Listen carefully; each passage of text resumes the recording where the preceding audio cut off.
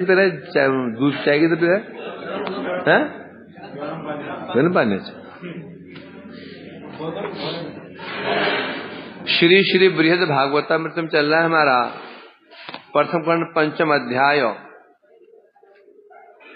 विषय है नारद पांडव संवाद। अभी नारद जी अपने वक्तव्य का उपसंहार कर रहे हैं। पीछे अंधकार लाइट दो ना, पीछे अंधकार का सब है? क्या ये लोग निशाचर है क्या? लाइट जलाओ, अंधकार बैठे भूत पे दूध उजाला हो मंदिर में, अंधकार में बैठे हुए बंद दो।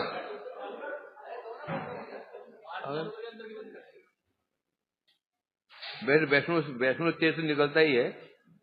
अभी ये लोग वैष्णव बने ना अभी, और सोचना वैष्णव में तेज निकल रहा है हमारा, और बड़े अंधकार में यार। तो इसमें चल रहा है नारद जी अपने वक्तव्य का उपसंहार कर रहे हैं। क्या कहते हुए, क्या कहा था कल उन्होंने कहा था, हे पांडवों, आपका सौभाग्य का वर्णन क्या करें, यहां तक कि आपके जो नगरवासी जो स्त्रियां हैं, स्त्री क्यों बोला, स्त्री का नाम क्यों लिया? स्त्रियां प्राय प्राय इन विषयों में अनभिज्ञ होती है। ये बात किसने कही थी? किसने कही थी? ब्राह्मणों ने कहा था पत्नियों के विषय में। क्या कहा था? न जुजाति संस्कारो न निवासो गुरुओपि न शौचम न शुभक्रिया तथापि उत्तम श्लोक भगवते भक्ति दृढ़ा न स्माकम सर्व संस्कार आदि मतामपि। जब ब्राह्मणों ने उन पत्नियों को रोकने की चेष्टा की, पत्नियां धक्के मार के चली गई, उनको उपेक्षा करके चली गई कृष्ण के पास। और बढ़ो जी। और जब कृष्ण ने कहा, उनके सारे द्रव्य जो पकवान खा लिए, बोले अपनी वापस जाओ। बोले वापस चले जाएं? क्यों? पति पिछले कह रहे थे जाओ जाओ, वापस आने की आवश्यकता नहीं है, हमको दूसरी कर लेंगे। तो हम कहां जाएं? कृष्ण में ऐसा नहीं होगा। तुम जाओ, जाकर के तुम्हारे पति तुम्हें क्षमा मांगेंगे, तो प्रणाम करेंगे। वापस गए, देखते ही ब्राह्मण दौड़ दौड़ के आए पत्नियों के पास में, हाथ जोड़ ली। नासाम द्विजाति संस्कारो न निवासो गुरुओपि न शौचम न तप न शुभक्रिया तथापि उत्तम श्लोके भगवती भक्ति दृढ़ा न तस्माकम सर्व संस्कार आदि मतामपि। तो ब्राह्मण को कह रहे हैं, आसाम ये जो स्त्रियां, हमारी जो स्त्रियां हैं, इनका द्विजाति संस्कार नहीं हुआ। क्या संस्कार होता है? द्विजाति संस्कार क्या होता है? उपनयन संस्कार। द्विजाति द्विज, जब बच्चा को जन्म लेता है ना, तो शूद्र होता है वो। ब्राह्मण बालक हो, शूद्र, सब शूद्र ही होते हैं।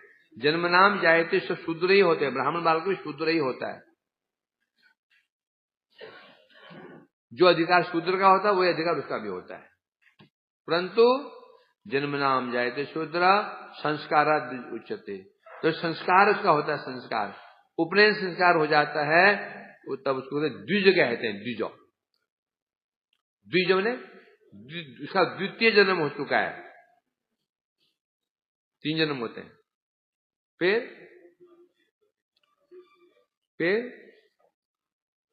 वेद पठेत भवेत विप्रः ब्रह्म जानाति इति ब्राह्मण। जन्म से सभी शूद्र होते हैं। शूद्र क्यों होते हैं? क्योंकि जन्म होता किससे है? स्त्री पुरुष के रज और धातु के मिलने से जन्म होता है। रज में निकृष्ट है और धातु में निकृष्ट है, ये अपवित्र है, तो बच्चा कैसे होगा? क्या पवित्र होगा? अपवित्र होगा। लेकिन शौक्र जन्म, पहले क्या है? शुक्र से जो शौक्र जन्म कहते हैं। तो ये सभी शूद्र ही है। ब्राह्मण बाल का जन्म भी ऐसा ही होता है, क्षत्रिय का जन्म भी बाल का जन्म ऐसा होता है, जिन्हें जन्म लेते हैं सबका जन्म ऐसा ही होता है। शुक्र से बना शुक्र से शौक्र जन्म हुआ। उसके पश्चात संस्कारात, फिर संस्कार होता है। संस्कार कहने से उपनयन संस्कार होता है। जब जनेऊ मिलता है, गायत्री मिलती है उसको, उसे कहते हैं अब बन गया वो द्विजो। द्विजो कहने से द्वितीय जन्म। लग गई? द्विज किसे कहते हैं? और पक्षी भी द्विज है। क्यों है? क्योंकि इनके भी दो जन्म होते हैं। पहला अंडा निकलता है, उसे बच्चा निकलता है, पक्षी द्विज कहा गया है ना। आया था ना द्विज, मृग आए थे, इसे कह रहे इस प्रकार से। तो इसे कहते हैं द्विज। अब वो द्विज बन गया। परंतु ये सबका नहीं होगा। ये ब्राह्मण क्षत्रिय वैश्य का ही होता है ये संस्कार, शूद्र का नहीं होगा ये है। तीसरा जन्म होता है और स्त्री का भी नहीं होता। स्त्री का भी उपनयन संस्कार तो नहीं होता, इसलिए वो शूद्र के समान शूद्र में गिनती होती है। अब होते बिगड़ जाएंगे बेचारी। यहाँ तो ये तो वैष्णवी है, बाहर कोई। फिर होता है, अब वो जब उपनयन संस्कार हो जाता है, गायत्री मिल जाती है, उस बालक को अब वेदों में अधिकार हो जाता है। अब वेद अध्ययन कर सकता है। उससे पहले वेद अध्ययन नहीं कर सकता।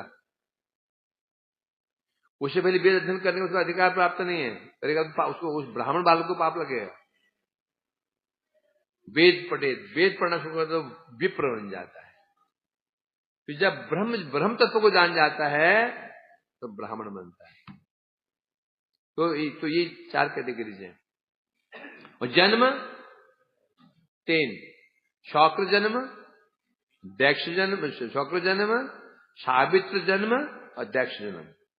पहले जन्म शौक्र बताया अभी, स्त्री पुरुष के मिलन से जो जन्म होता है शौक्र जन्म कहते हैं। दूसरा होता है सावित्र। सावित्र किसका नाम है? गायत्री का नाम सावित्री है। गायत्री ये नाम सावित्री मंत्र गायत्री का नाम है। जो गायत्री मिल जाती है उसको सावित्र जन्म कहते हैं। उपनयन प्राप्त हो जाता है उसको, गायत्री मिल जाती है। ये भी स्त्री का नहीं होता, शूद्र का तो होता ही नहीं, स्त्री का ये भी नहीं होता। फिर दैक्ष जन्म, किसी विष्णु भक्त, भगवान के भक्त होते हैं, विष्णु भक्त होते हैं, उनसे जब मंत्र प्राप्त होता है, विष्णु मंत्र प्राप्त होता है, उसे कहते हैं दीक्षा। ये दैक्ष जन्म होता है, इसमें सबका अधिकार है। दैक्ष जन्म पे सबका अधिकार है। दैक्ष जन्म पर शूद्र हो कि स्त्री हो कि चंडाल हो कि ब्राह्मण, सबका अधिकार इस जन्म पे है। दैक्ष ऐसा जन्म होता है। तो ब्राह्मण वो ये कह रहे हैं नासाम जुजाति संस्कारो, ये हमारी पत्नियां जो स्त्रियां हैं इनका तो उपनयन में नहीं हुआ था। न निवासो गुरुओपी, हम लोग गुरु गृह में गए थे, पहले ब्रह्मचर्य का पालन किया था, वहां पर गुरु सेवा की थी हमने। ये गुरु गृह में नहीं गई। न शौचम, पवित्र है नहीं। पवित्र इसलिए लाख पवित्र रहे हैं, 5 दिन तो अपवित्र रहने पड़ेगा उनको। न शौचम, न शुभ क्रिया, न ये यज्ञ दान तप यज्ञ तप आदि करती हैं, किया, ये भी नहीं किया। तथापि उत्तम श्लोके भगवती भक्ति दृढ़, सर्वथा योग्य होते हुए भी क्या भगवान के प्रति जो उनकी भक्ति बड़ी दृढ़ भक्ति है, इनकी भक्ति भगवान के प्रति बड़ी दृढ़ भक्ति है। न अस्माकम, और दूसरी ओर सर्व संस्कार आदि मताम, अब सब संस्कारवान है। संस्कार मताम मैंने सब संस्कारों से युक्त हैं। हमारा द्विजाति संस्कार भी हुआ, हम गुरु गृह गए, ब्रह्मचर्य व्रत धारण भी किया, फिर शौच पवित्र भी हैं, यज्ञ अनुष्ठान भी करते हैं, सब करते हैं, परंतु हमारी भक्ति नहीं हुई, हमारी भक्ति नहीं हो पाई, अतः उनको प्रणाम करें। समझे कि नहीं? ये बात क्यों कह रहा था? क्योंकि नारद जी कह रहे हैं, हे पांडवों, आपकी पूरी जो हस्तिनापुर है, इसमें जो स्त्रियां हैं वो भी आपकी भक्ति और ज्ञान की चर्चा करती हैं। इसलिए इसलिए क्यों कह रहे हैं वो? क्योंकि स्त्रियों को प्राय अधिकार प्राप्त है नहीं, योग्यता होती नहीं है, तो भी कर रही है। तो कह रहे हैं ना, इसको हम जोड़ दिया, ब्राह्मण स्वयं कह रहे हैं, इनका तो इन बिचारियों का तो यज्ञोपवीत भी नहीं हुआ, इन्हें तपस्याएं भी नहीं की, गुरु गृह में नहीं गई। पुरुष तो काम करता है, स्त्री कहाँ कर बिचारी? उसको चूल्हे चौकी करना, रोटी बनाना, ये करना वो करना, बचपन से भी है। दुर्वासा में मैं जो देखता था कि स्कूल से बच्चे आते हैं, लड़के लड़की आती हैं, वो आते ही बच्चे ने स्कूल वो बैग फेंक छोड़ा, डलिया ले गई, खेत में चली गई, वहां घास काट के लाना, फिर सानी बनाना, गाय भैंस को ले वो बनाना, पूरा काम करती है। वो लड़का आकर के आराम से क्रिकेट खेल रहा है कि पढ़ रहा है। सुबह जाने से पहले फिर बच्चियां वो मैं देखा स्कूल में, फिर घर का काम धाम कर जाती हैं, पढ़ाई भी कर रही हैं। तो ये हमारा भारत में ये सारा समस्या है। हमारा भारत क्या है? ये पुरुष प्रधान देश है, यहाँ पुरुष को प्रधान दी जाती है। परिवार में पुत्र खेल रहा है, उसे नहीं बोलेगी वो लड़की, थोड़ा लड़की तो खेलने लगे उसको बुला लेगी, ए काम कर इधर। इसलिए कह रहे हैं यहाँ पर कि स्त्रियों को सौभाग्य प्राप्त नहीं हो पाता, सुयोग प्राप्त नहीं हो पाता ये धर्म कर्म करने का। परंतु आपके तो हस्तिनापुर है, यहाँ की स्त्री कितनी सौभाग्यवती हैं, कितनी आपकी भक्ति के विषय में चर्चा करती हैं, अतः आप समझ सकते हैं आप कितने सौभाग्यवान हैं। पिता का सौभाग्य किससे देखा जाता है? पुत्रों से। पुत्र बहुत अच्छे पुत्र हों, आदर्शवान हो, बोलते हैं ये पिता धन्य है। गुरु का शिष्य बहुत अच्छे शिष्य वाले गुरु धन्य है। शिष्य निकल गए सब छठे नटवरलाल, केवल बेचारा गुरु, केवल बेचारा गुरु ये बेचारा गुरु है कि नहीं है? उसी प्रकार से राजा का सम्मान किसे होता है? प्रजा से। प्रजा बहुत अच्छी है, धर्म पालक प्रजा है तो बोले राजा। फिर राज हो तो बोलते राजा हो तो राम राजा, राज्य हो तो राम राज्य क्यों बोलते हैं? अर्थात राम जी का जो राज्य था उसमें जो उनकी प्रजाएं थी बड़ी धार्मिक थी, इसलिए राज्य के आधार पर राम जी का परिचय दिया जाता है।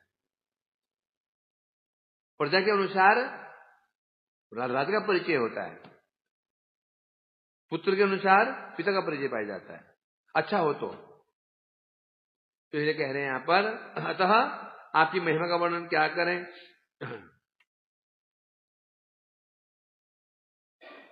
आगे बढ़ते हैं, आगे जाएंगे। हाँ, कल हमारे चल रहा श्लोक नंबर 43। उद्देश्य यान कौरव संसदम गता कृष्ण समक्षम निजगाद महादिशाम ये पांडव नाम शुद्ध स्वैरिणस्ते तादिशा में मेरे ममास वोहिते।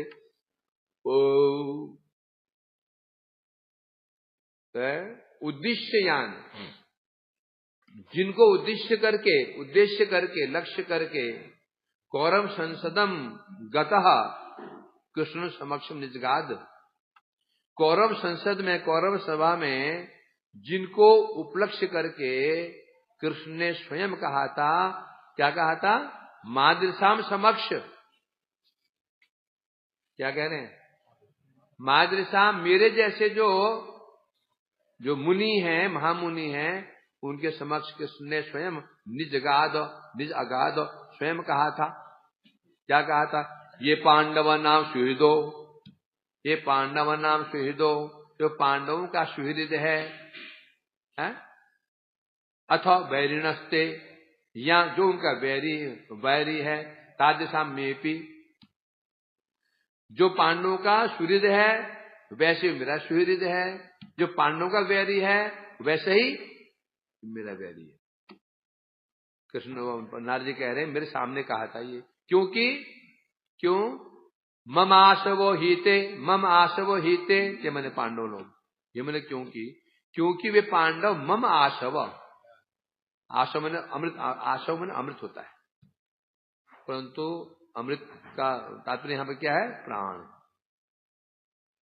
क्यों पांडव मुझे प्राण, मेरे प्राण है, कृष्ण कह रहे हैं। इसी व्याख्या चल रही थी तो यहां पर हम पहुंचे थे। उद्योग पर्व कहां का है?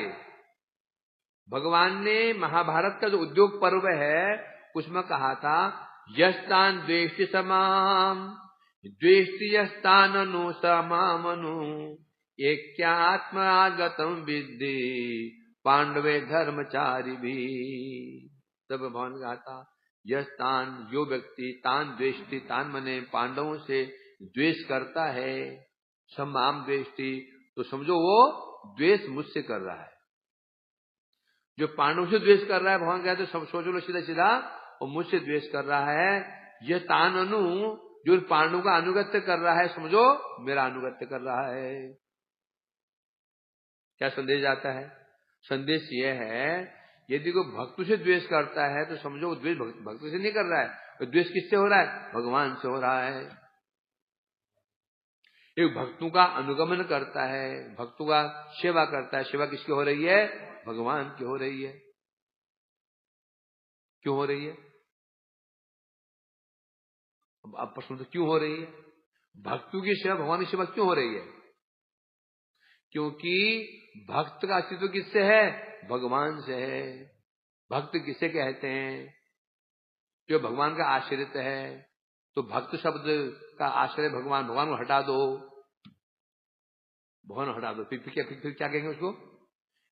फॉर एग्जाम्पल एक भक्त है, वैष्णव है, कृष्ण भजन करता है, कृष्ण को छोड़ दिया, देवी के चक्कर में पड़ गया, शिवजी के चक्कर में पड़ गया, काल भैरव चक्कर में पड़ गया, खाटू श्याम चक्कर में पड़ गया, और कौन कौन है, शनि जी के चक्कर में पड़ गया, तो आप वैष्णव कहेंगे उसको? नहीं कहेंगे, क्योंकि विष्णु को त्याग दिया। विष्णु को त्यागते ही वो वैष्णव नहीं रहा। अब फिर उसने विष्णु को पकड़ लिया, विष्णु मंत्र ले लिया, नारायण मंत्र, राम मंत्र ले लिया, राम भक्त बन गया, कृष्ण भक्त बन गया, वैष्णव बन गया। अब यदि प्रणाम कर रहा है वो विष्णु भक्त को, तो प्रणाम किसे कर रहा है? वास्तव में प्रणाम किसको हो रहा है? उसे हो रहा है क्या? उसे नहीं हो रहा है। समझे क्या? क्योंकि अब उसने विष्णु को भगवान ने पकड़ लिया है, इसलिए प्रणाम कर रहा है ना। अब कोई तुम्हें प्रणाम करता है, क्यों प्रणाम कर रहा है? भाई ये ब्रह्मचारी है, ये लाल कपड़े हैं, इसने तिलक कंठी माला करता है, तो तुम्हें माला कौन दिया, कंठी कौन दिया, कपड़े कौन दिए? गुरुजी ने दिए। प्रणाम किसको हो रहा है? गुरु जी को हो रहा है। समझे क्या नहीं? तो इसलिए कह रहे हैं, भगवान स्पष्ट कह दिया, भाई देखो, जो मेरे भक्तों से द्वेष करता है और द्वेष मुझसे हो रहा है। अब विचार करो ना, कर्ण थे, वो कोई कर्ण बहुत भगवान के प्रति उनका बड़ी श्रद्धा थी।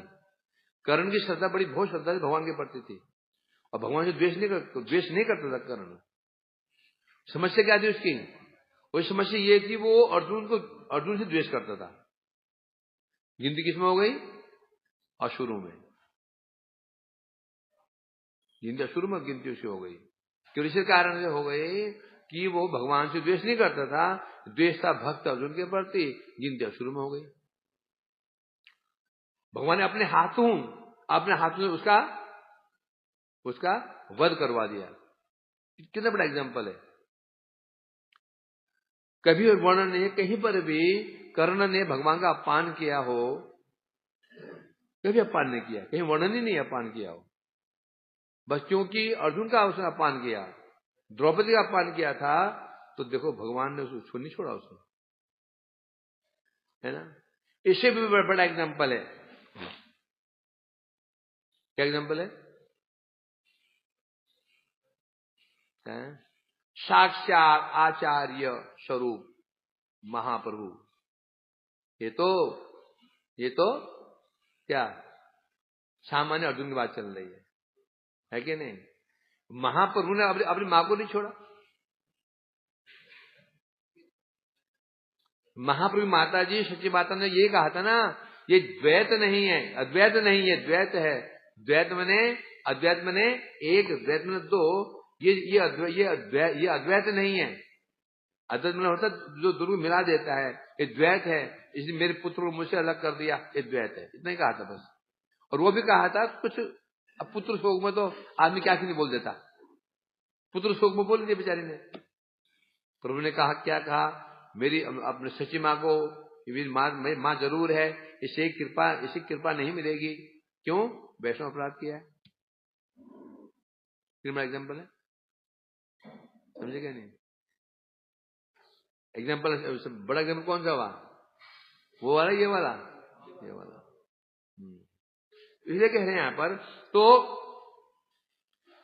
और भी भगवान ने कहा है, द्विषदन्नम न भोक्तव्यम द्विषंतम ने भोजयेत पांडवानाम द्विष राजन मम प्राणा ही पांडवा। कौरवों ने, स्पेशली दुर्योधन ने कृष्ण को अपने वश में करने के लिए बोलना, जो जैसा ना बुद्धि भी वैसे होती है। व्यक्ति कार्य उसकी तुच्छ बुद्धि का परिचय दे देते हैं। उस मूर्ख को ये ज्ञान नहीं है कि भगवान है। वो क्या सोचा था, इस कृष्ण को मैं बढ़िया बढ़िया भोजन खिलाकर भस्म कर लूंगा। सोचो कितनी कहां बुद्धि जा रही है उसकी। बढ़िया बढ़िया पकवान बनाए, 56 भोग बनवाए, सोने की थालियों में, चांदी की कटोरियों में, चम्मच हैं उनमें हीरे जवाहर जो जड़े हुए हैं, परोसा। कृष्ण ने क्या कहा? द्विषदन्नम न भोक्तव्यम।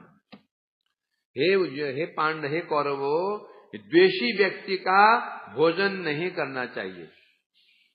जो द्वेष करने वाला, जो व्यक्ति द्वेष करने वाला हो, तो तुमसे द्वेष करता हो, उसका भोजन नहीं करना चाहिए। न तो भोजिए, द्वेषी व्यक्ति का भोजन न करना चाहिए, न अपने घर में भोजन कराना चाहिए। क्या?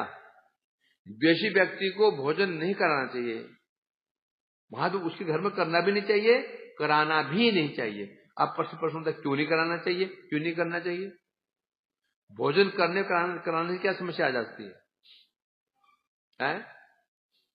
क्योंकि कहा गया ना, ददाति प्रतिगृहणाति गुह्यमाख्याति पृच्छति भुंक्ते भोजते चेव अर्पिते।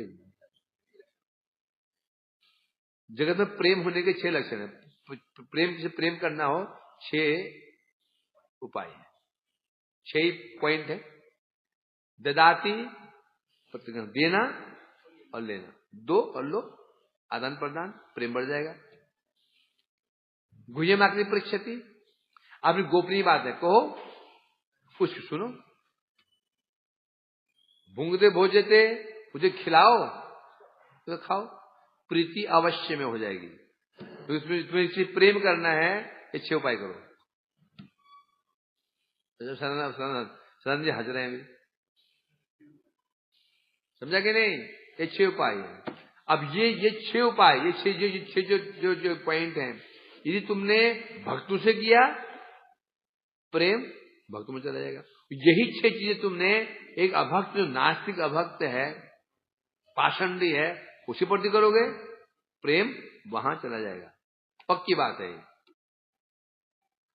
वो होना ही होना है। ये चाहे कि दुष्ट व्यक्ति है, जब तुम उसका खाओगे, खिलाओगे, उसकी बात पूछोगी और बताओगे, लेन देन करोगे, तो प्रेम वहां चला जाएगा। अब जो हम देख रहे हैं, ये व्यक्ति द्वेषी है, सबको द्वेष करता है, वैष्णव का द्वेष करता है, भगवान का द्वेष, सबसे द्वेष करता है, महाद्वेषी है। जब हम उसका खाएंगे, उसको खिलाएंगे, होते होते होते उससे क्या हो जाएगी, हमारी मित्रता हो जाएगी। जब मित्रता हो जाती धीरे धीरे धीरे धीरे धीरे धीरे वो हमको अपने जैसा बना लेगा, वो बना लेगा, हम उसे बन जाएंगे फिर। इसलिए सावधान कह रहे हैं, द्विषद अन्नम न भोक्तव्यम, द्वेषी व्यक्ति का अन्न कभी न खाओ। द्विषंतम नैव च भोजयेत, द्वेषी व्यक्ति भोजन मत कराओ। पांडवान द्वेष से राजन, मम प्राणा ही पांडवा, अतः राजन तुम पांडवों से द्वेष करते हो। हे राजा दुर्योधन, तुम पांडवों से द्वेष करते हो, और जबकि पांडव मेरे प्राण हैं। अतः मैं कैसे खा सकता हूं तुम्हारे घर में? नहीं खा सकता। उठ के चले गए और क्या भोजन किया? विदुर जी घर में पहुंच गए। अब वहां क्या खाए? अरे पकवान खाए, केले के छिलके, और वो गेट पर खाए थे 2-3 छिलके।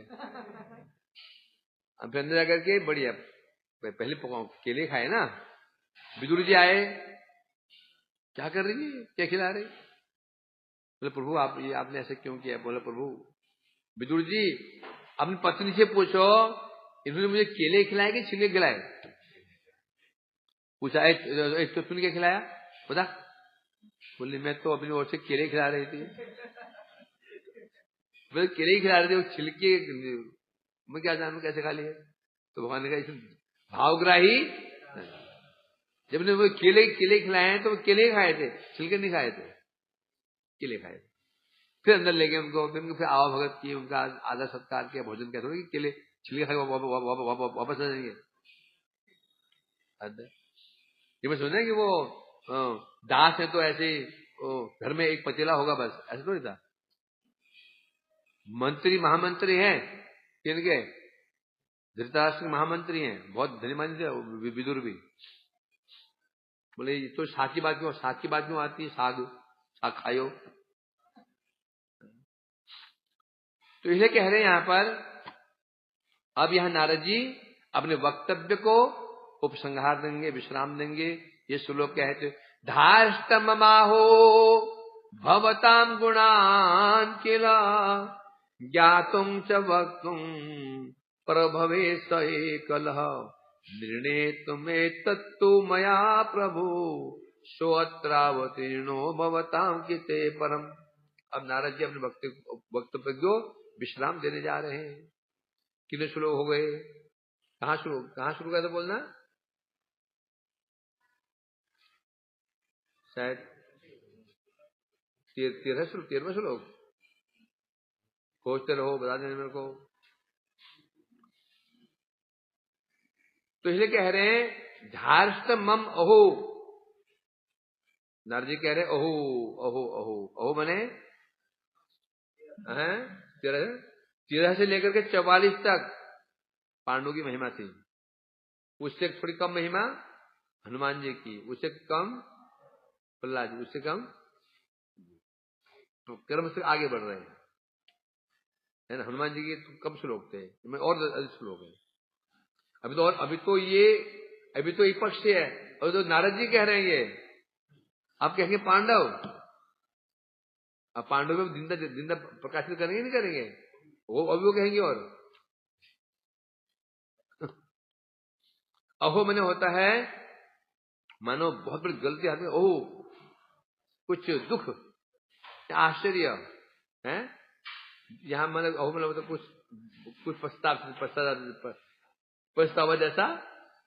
भवताम गुणान ज्ञातुम वक्तुम च परभवेत, क्योंकि धार्ष्टम मम, ये मेरी धृष्टता है, मेरी उदंडता है। जो मैंने आपके गुण का वर्णन किया, आप महिमा का वर्णन किया, मेरी धृष्टता है। मतलब उदंड, धृष्ट किसे कहते हैं? जो अपने अधिकार से बाहर बात करता है। ये कहते बड़बोला, कहते बड़बोले होते हैं, बड़बोले कहते हैं बड़ी बड़ी बातें।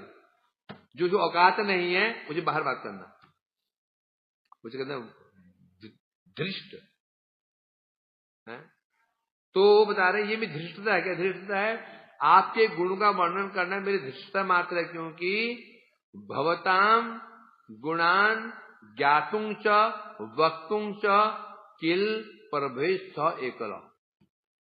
क्योंकि भवताम गुणान, आपके गुणों को ज्ञातुम जानने में, वक्तुम कहने में एक व्यक्ति सफल है। स एकल, और वो एक ही है, अकेला। कौन है? प्रभु, महाप्रभु। महाप्रभु कहने जहां पर कृष्ण बता रहे हैं, हे पांडवों, आपकी महिमा में मैं क्या गान करूंगा, मेरी धृष्टता मात्र है, क्योंकि आपकी महिमा तो केवल एक ही जान सकता है, और वह है, आप गुणों को जान सकता है, वह है केवल एक। कौन है? भगवान श्री कृष्ण। वही जानते भी हैं, वही वक्तुम। बोले कौन? बोले कौन? तो जानता है। जब जानते तो बोले क्या? बोलने के लिए क्या? बोलने के लिए क्या होना चाहिए? ज्ञान होना चाहिए। ज्ञान ने क्या बोलोगे? कुछ भी बोल दोगे? सामान्य लोग सामने बैठे हैं, कोई सामान्य लोग तो कुछ बोल दोगे। जहां लोग विद्वान बैठे हो ये तो नहीं बोल सकते ना। तो ज्ञातुम च वक्तुम च प्रभवे, ज्ञाता और वक्ता। हे पांडवों, आपके गुणों के ज्ञाता और वक्ता 100 महाप्रभु एकल। 100 मने कौन? वे श्री कृष्ण हैं। क्या है? अकेले हैं, जो भली भांति जानते वर्णन कर सकते हैं। अतः तो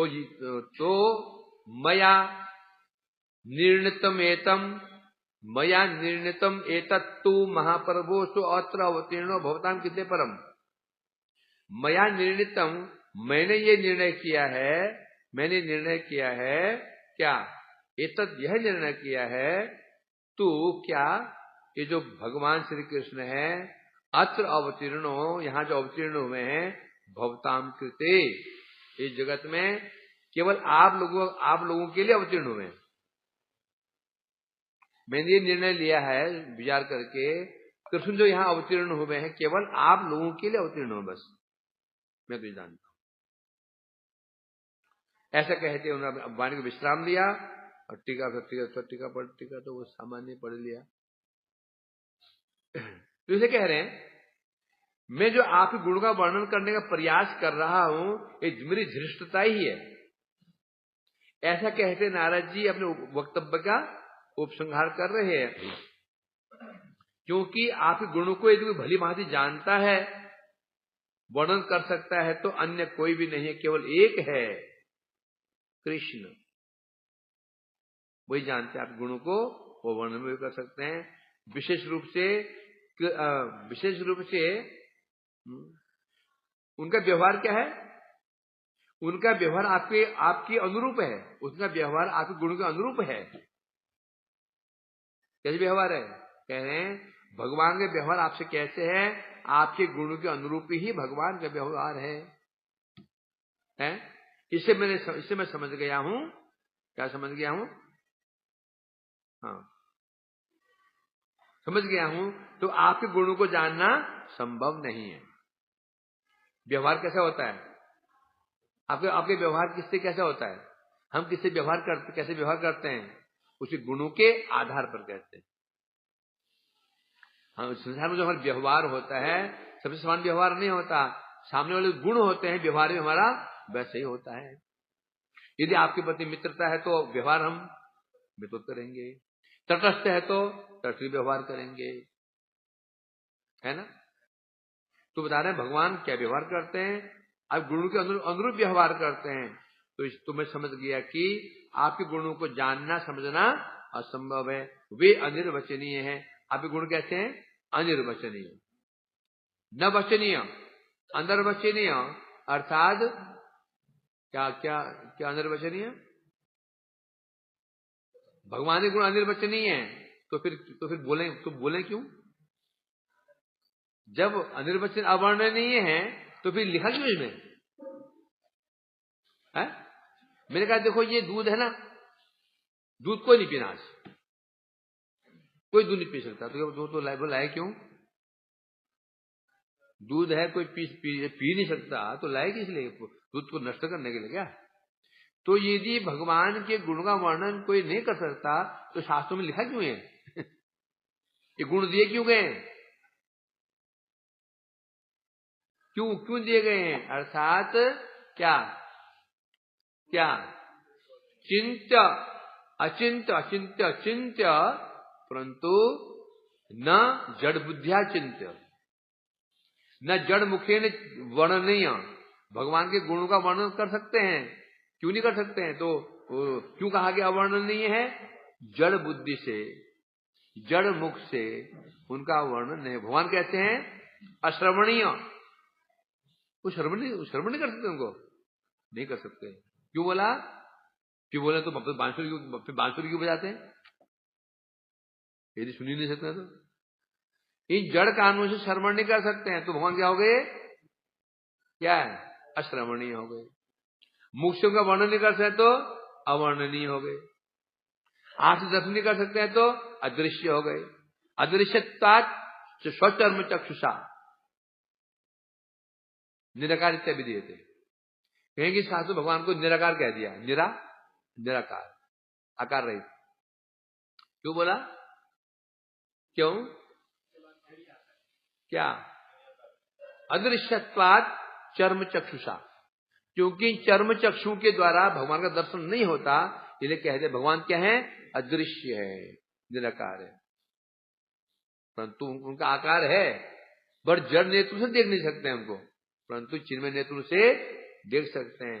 भगवान का वर्णन नहीं कर सकते हैं अपने जड़ बुद्धि से, जड़ बल से, परंतु भक्त कृपा से, भगवान की कृपा से उनका गुण का वर्णन करते हैं। भगवान कौन है? गुणाकर है। भगवान गुणाकर है। जब उनके गुण का वर्णन नहीं कर सकते तो गुणाकर क्यों है? फिर जब भगवान के गुण का वर्णन करने कर सकते भगवान गुण क्यों हुए? पहले बाजार होता है, पहले दुकान होती है, पहले ग्राहक होते हैं, है भाई मदन गोपाल? दुकान पहले होती है कि ग्राहक पहले होते हैं? पहले दुकान होती है,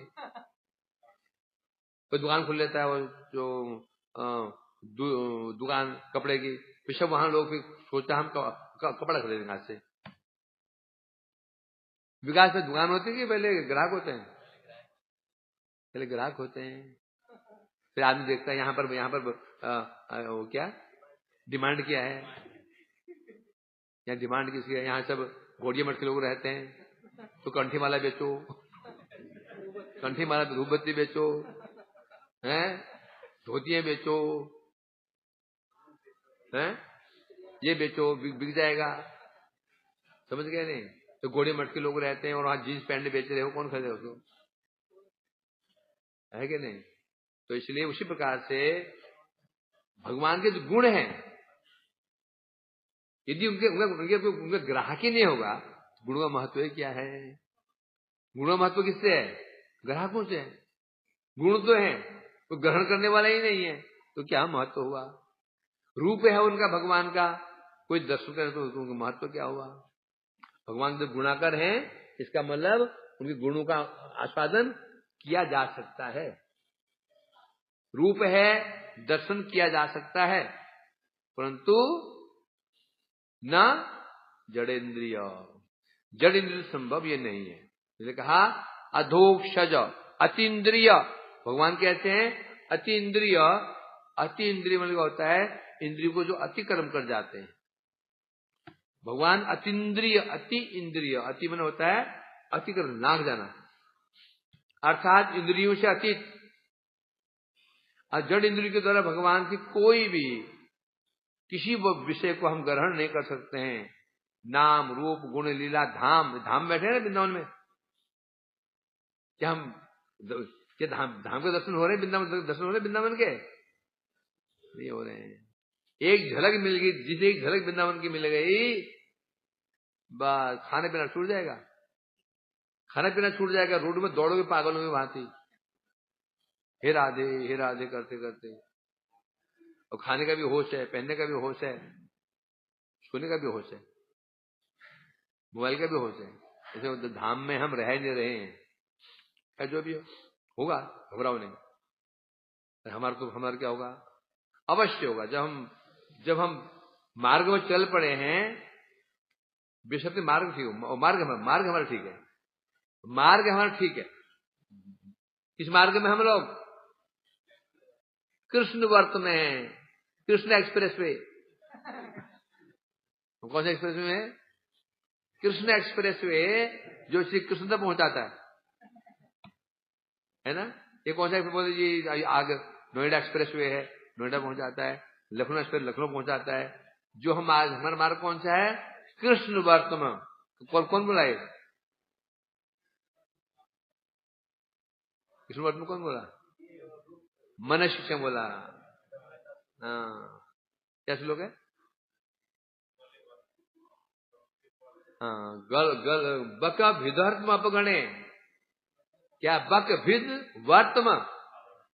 कौन सा मार्ग है ये? बक भिद वर्तम। बक भिद मने बकासुर का वध करने वाला, उनका मार्ग है ये।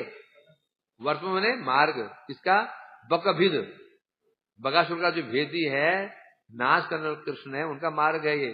सीधे बोलो कृष्ण एक्सप्रेस वे।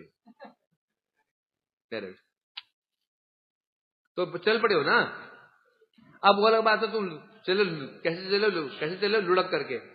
एक चलता है, एक चलता है ऐसे ऐसे, एक चलता है ऐसे लुढ़क करके, एक चलता है पैदल, उससे नीचे चलता है लेट करके, एक चलता है कैसे, ऐसे ऐसे ऐसे गुलटियां खा करके चलता है।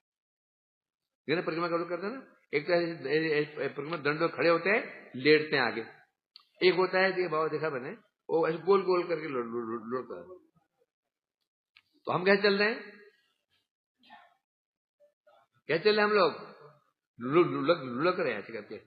और मार्ग तो वही है ना, घबराने की जरूरत नहीं है, पहुंच जाएंगे। अरे हमारा कुछ नहीं हो रहा है, उत्साह से लगे रहो। हाँ, तो आगे बढ़ते हैं। हाँ, तो क्या था? इसलिए कह रहे हैं, अतः हे पांडवों, आपके गुणों का समझना, अब गुण कैसे है समझना मेरे लिए असंभव है, अनिर्वचनीय है। अतः जो आपके गुणों का गान करने की जो मैं चेष्टा कर रहा हूं, यही मेरी धृष्टता ही है। इसलिए कह रहे हैं, अहो, तो आपके गुण का वर्णन करने में मेरी प्रवृत्ति कैसे हो गई? आपके जो ऐसे गुण हैं, जिन गुणों के अधीन जिन गुणों के अधीन भगवान है, मैं गुण का वर्णन करने की मेरा दुस्साहस कैसे हो गया? इसलिए कह रहे, ओहो मैंने खेद प्रकाशित कर रहे हैं। ओहो है बोले, अधिक कहने की आवश्यकता नहीं है, मैं तो ये समझ लिया। सो अत्र अवतीर्णो भवताम कीते। सो मने स मने कृष्ण, अत्र मने यहाँ पर अवतीर्ण भवताम कीते, भवताम आपके लिए। मैं अंत में मैं सार निकाल रहा हूं। सार यह निकला, इस जगत में भगवान जो आए हैं, आपके लिए आए, आपके लिए ही आए हैं बस। ऐसे कहते हुए नारद जी चुप हो गए। अब पांडव बैठे हुए थे। अब हम पहुंचते सीधे सुखताल पे। देखे वहां क्या हो रहा है? वहां क्या हो रहा है? सामने देवी उत्तरा बैठी हुई है, माता उत्तरा। परीक्षित जी कह रहे हैं, परीक्षित उवाच अथा क्षणम विलज्जयेव मौनम कृत्वात निश्वसन धर्मराजो अब्रवीत मातृभातृ पत्नी विरन्वित। आप परीक्षित महाराज जी कह रहे हैं, माते, इस प्रकार से नारद जी के मुख से अपनी महिमा को श्रवण करके परम वैष्णव, महाभागवत वैष्णव कौन? पांडव लोग हैं। क्या हुआ? स्पेशली वहां पर धर्मराजो, पांडव श्रेष्ठ कौन है? धर्मराज। युधिष्ठिर जी क्षणम लज्जयेव मौनम, कुछ क्षण तो लज्जित हो गए, उनका सिर झुक गया, उन्हें लज्जा में सिर झुका लिया, कुछ क्षण मौन रहने के पश्चात निश्वसन, गंभीर सांस ली, गहरी सांस ली। गहरी सांस कब लेते हैं हम लोग? कब लेते हैं? वो जो ले रहे गहरी सांस गहरी सांस लो।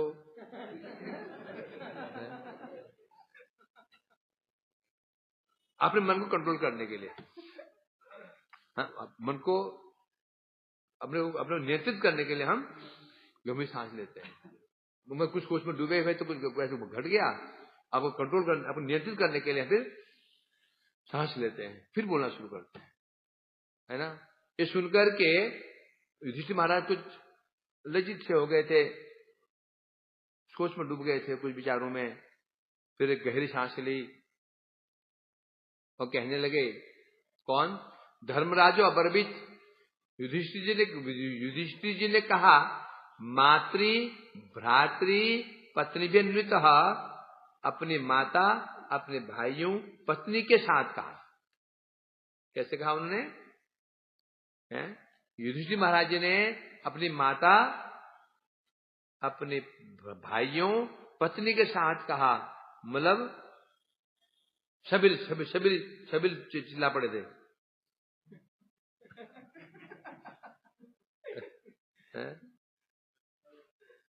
समझे कि नहीं? जब तुम उसमें गाते हो, मुझे सुना वो जो अष्टक गाते हो, अष्टक गाते हो, अष्टक गोविंद आदि पर गाते हो, जैसे कौवे काम कर रहे हैं, कौन क्या बोला पता नहीं चलता है। अरे छोटे क्या करो, पता चले कुछ यहाँ वेद पाठी ब्राह्मण में रहते हैं। गाँव केशव जी वो दौड़ रहे होते हैं, ये आनंद ये और दौड़ रहा होता है, कोई भाग रहा होता है तो कोई लुढ़क रहा होता है, कोई भाग रहा होता है, कोई लुढ़क रहा होता है। खैर कोई भी, हम तो पंडित तो बनना नहीं है। क्या बनना है? पंडित बनना? क्या बनना है? भक्त बनना है। तेरा दुस्साहस तुम्हारा भक्त बनना है। हाँ, पंडित नहीं भक्त बनना है, क्योंकि भक्त बसो भगवान भक्तों को वशीभूत हैं, पंडित के वशीभूत नहीं है। पांडित्य ठीक है, परंतु पांडित्य पर भक्ति भारी पड़नी चाहिए। जिस दिन भक्ति पांडित्य भारी पड़ गया, राम नाम सत्य है, भक्ति मार्ग से राम नाम सत्य हो जाएगा। तो क्या बोला? खूब ज्ञान अर्जन करो, खूब ज्ञान, बहुत अच्छी बात है, पर वो ज्ञान की भक्ति में हावी ना हो पाए। समझे कि नहीं? हावी कैसे? मतलब इतना ज्ञान का चस्का चल गया, ये पढ़ रहे हैं, वो पढ़ रहे हैं, यहां घूम रहे हैं, वो पढ़ रहे हैं, ये पढ़ रहे हैं, ये पढ़ रहे हैं, वो पढ़ रहे हैं, हरि नाम को समय नहीं, नाम के लिए समय ही नहीं है। ऐसा नहीं होना चाहिए। भक्ति करने से पांडित्य तो आ ही जाएगा, पांडित्य करने भक्ति नहीं आएगी। समझे कि नहीं? क्या बोला?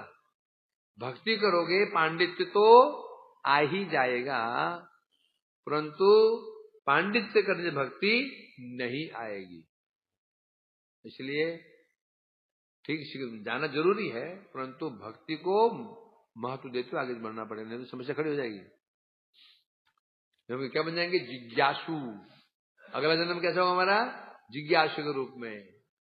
जिज्ञासु जिसे कहते हैं, जिज्ञासु कौन होता है? अरे वो होते हैं वो क्या, अरे गंदी मक्खी। जिज्ञासु कैसा होता है? गंदी मक्खी, यहाँ जानना वहां जाना, भाग क्यों वहां क्यों भाग रहे? वहां को बड़े विद्वान आए हैं, वहां कुछ जान जाएंगे, वहां क्यों वहां विद्वान आए जान जाएंगे। कॉपियां भर दी, मोटी मोटी कॉपियां भरती, लिख कर पॉइंट। इसलिए जिज्ञासु कहते हैं। उन्हें क्या चाहिए? क्यों जा रहे हो? सुनने जा रहे हो। क्यों सुनने जा रहे हो? जो सुन के आएंगे ना, वैसा हम पालन करेंगे, ये होना चाहिए। समझा कि नहीं? तो इसे कह रहे हैं यहां पर, तो अब अर्थात यहां पर माता भाई का तात्पर्य क्या होगा? कर्मानुसार।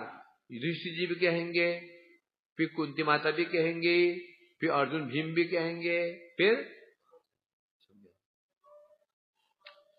क्या कह रहे हैं?